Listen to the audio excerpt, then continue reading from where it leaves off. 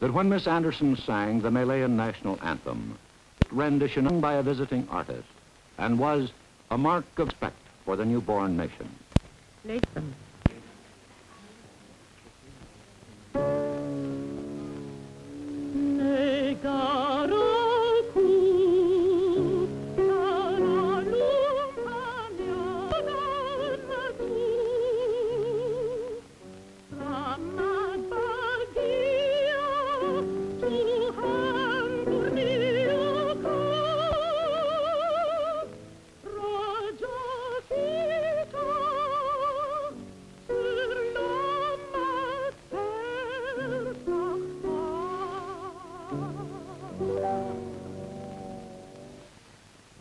In her book, Miss Anderson speaks of the future and says someday she might like to try something other than the classics and spirituals, perhaps something from Rodgers and Hammerstein.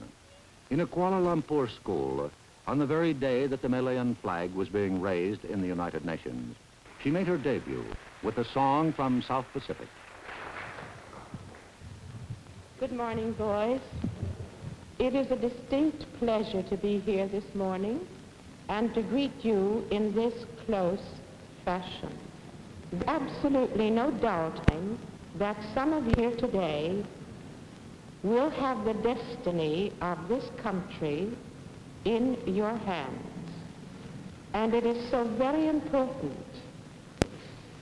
Things like hate and fear destroy you, restrict you from being the kind of big person that you could be. And I might bring to your attention that hate and fear are two things with which babies are not born. And I have this morning a song which epitomizes this statement. You got to be taught to hate and fear. You got to be taught from year to year. It's got to be drummed in your ear to year. You've got to be carefully taught. You've got to be taught to be afraid of people whose eyes are ugly made, and people whose skin is a different shade. You've got to be carefully taught.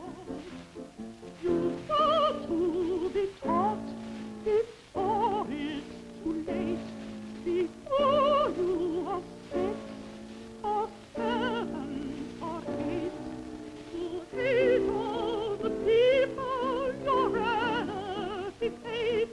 You've got to be carefully taught. You've got to be carefully taught.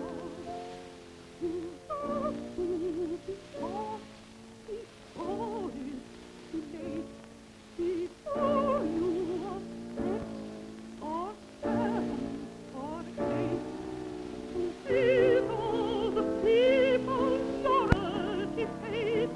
You've got to be carefully taught. You've got to be carefully taught.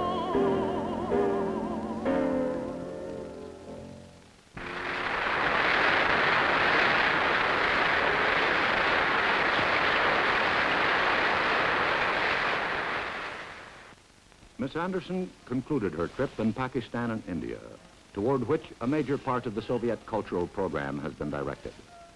General Alfred Gunther, just recently returned from India and concerned about the effects of this Russian propaganda, says we need more Marian Anderson. He said her effect was inspiring and called her our secret weapon. She was a sellout everywhere, and the Indian press called her our fair lady. The big night had to do with some Indian musicians and some Western music. But let Miss Anderson tell you about it. The music of India is most interesting. This highly developed and cultivated art has resisted all foreign influence and thereby retained its purity and vigor. One wishes there were more time to study it. The main emphasis is on melody and improvisation rather than harmony, as in our Western music.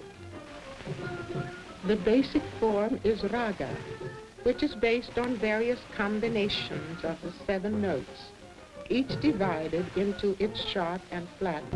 Half tones and quarter tones are common. 6 months ago, one did not dream that we would be singing with 60 Indian musicians. But last July, we received a communication through the Anta people that there was a newly formed Western and that they would like to accompany us if we could send them one of our scores for them to work on. We were delighted, and several pounds of Western music went eastward by mail. When we arrived in Bombay on the 12th of November, and we were expected. As far as we know, this is the only symphony orchestra between Tokyo and Tel Aviv. And it is one that we will remember with much interest. The conductor, Mr. De Silva, is a lawyer from Goa. And the string section is made up of clerks, civil servants, and housewives, teachers, and 4 doctors.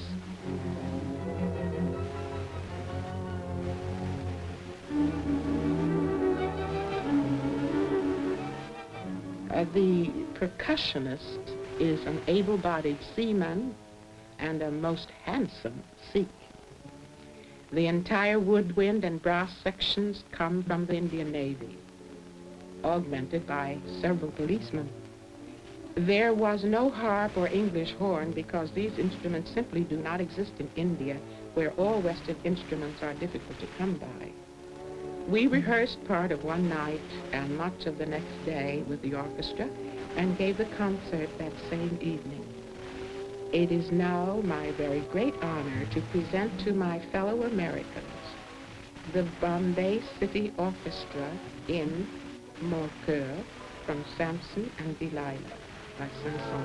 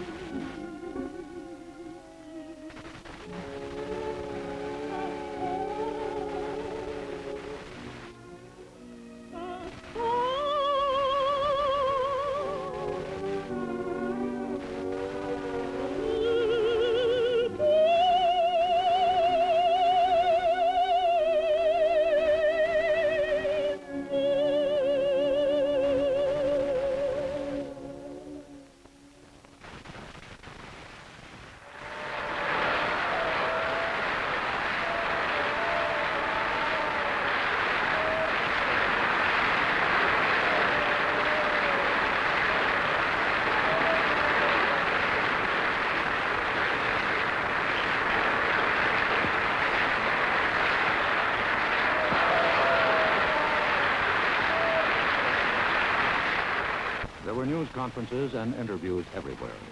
And because Miss Anderson was a special sort of an American, the questions asked were of a special kind of interest to Asians. They ranged all the way from atom bombs to baseball, to the Lincoln Memorial Incident of 1939. Miss Anderson was once barred from singing in Washington's Constitution Hall, and the United States government then made the Lincoln Memorial available for her concert. This conversation was at the All India radio station in New Delhi, and the interviewer is Mrs. Tara Ali Beg, author and commentator. In reading your autobiography, I was very struck by many things that have happened in your career, and of course the very celebrated one, the episode at the Lincoln Memorial. You have been a trailblazer in many things, and you undoubtedly did act as a symbol on that occasion. Is that correct?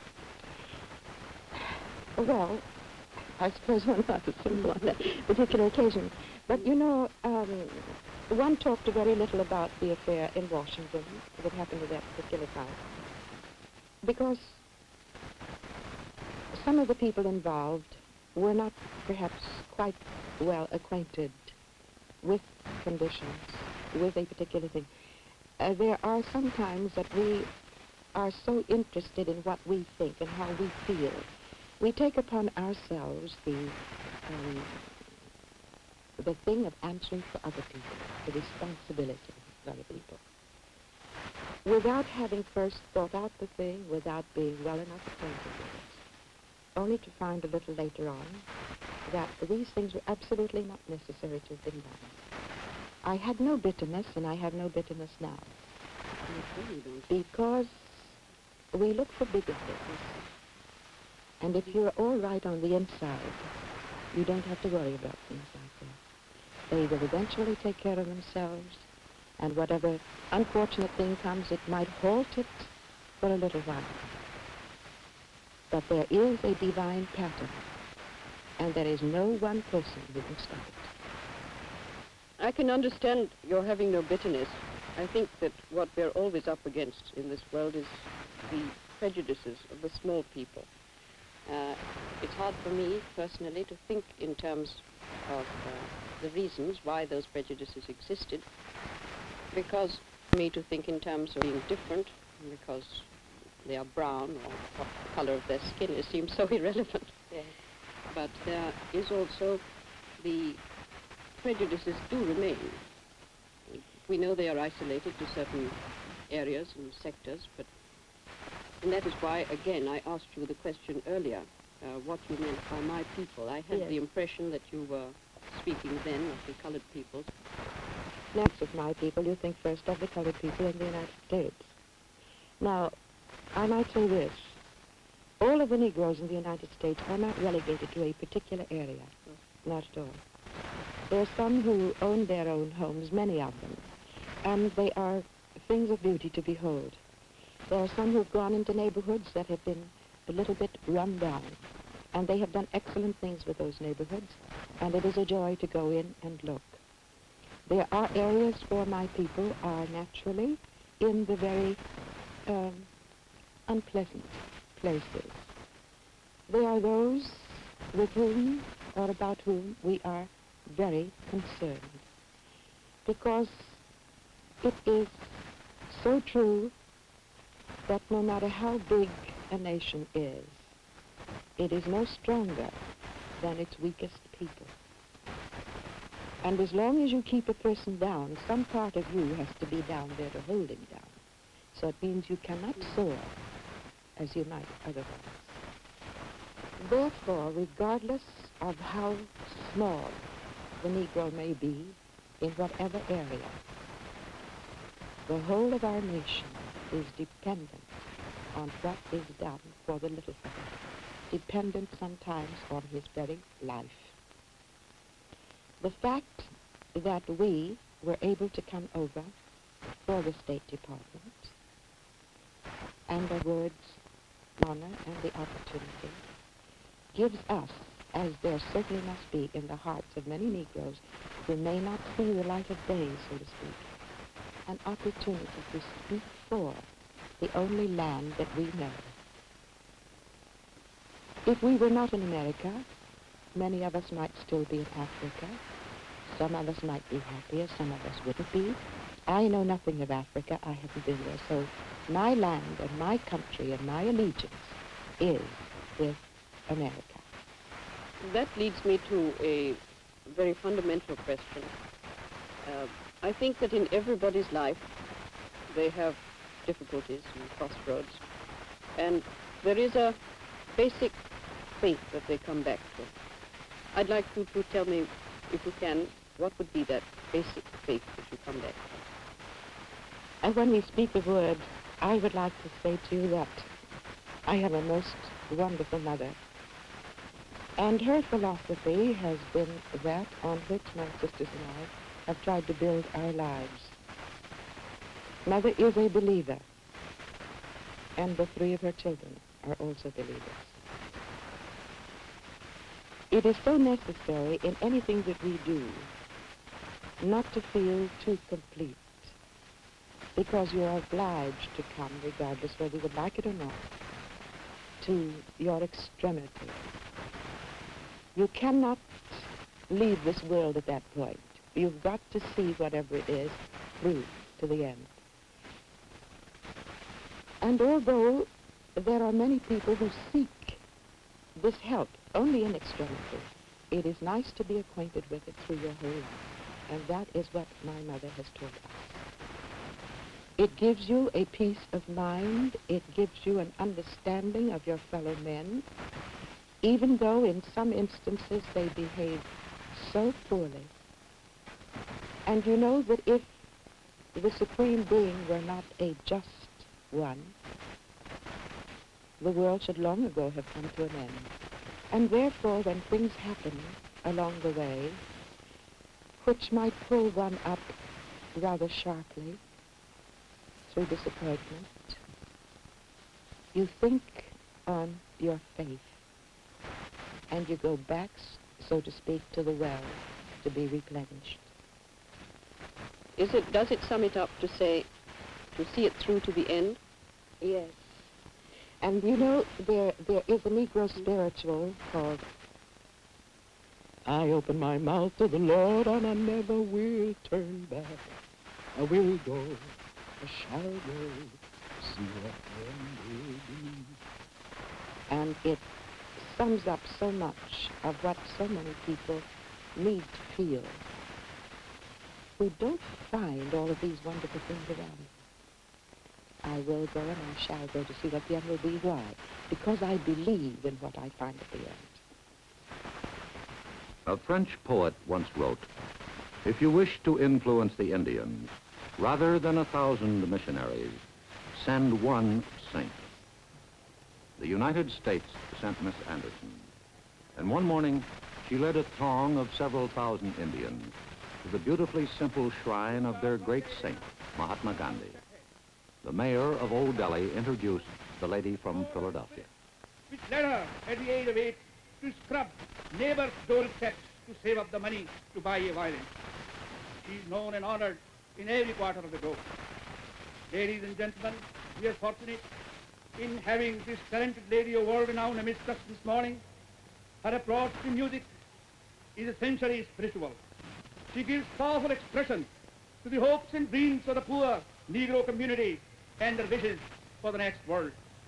The language of music is universal. In our country, most of our music has a spiritual basis. And for that reason, our people feel especially attracted by Miss Anderson's uplifting message. No American official or visiting dignitary from any foreign nation has ever before been invited to speak at the Gandhi Memorial. President Agarwala, the Ambassador of the United States, and ladies and gentlemen, first of all, let me say to you, please, coming here this morning was in the beginning to be a very private affair. Knowing something of the life and the aspirations of Mahatma Gandhi, as a Negro, I was naturally very deeply moved and felt it absolutely imperative to come to this spot before returning to my own country. The teachings of Gandhi have meant so much to so many of you whose lives are naturally better because of him. His light, as you know, is as a beacon which shines ever bright to those who need it most. In coming this morning,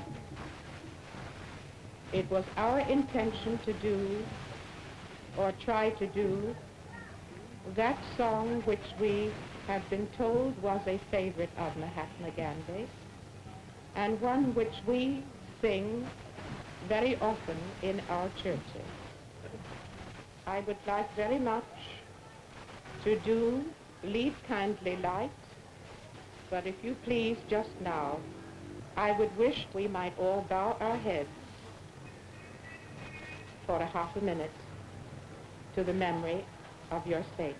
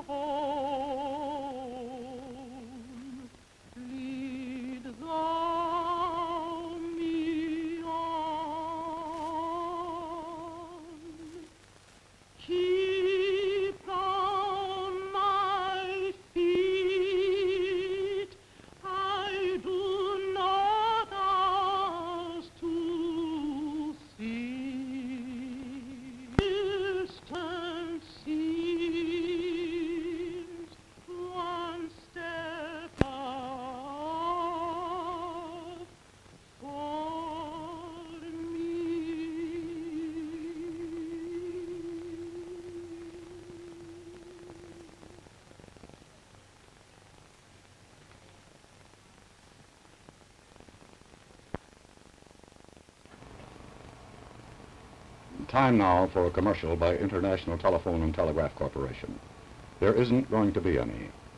The IT&T people feel that their accomplishments in communications and electronics can never be substituted for the beauty and wisdom of human communications.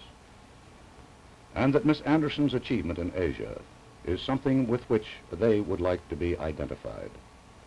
So would we. Good night and good luck.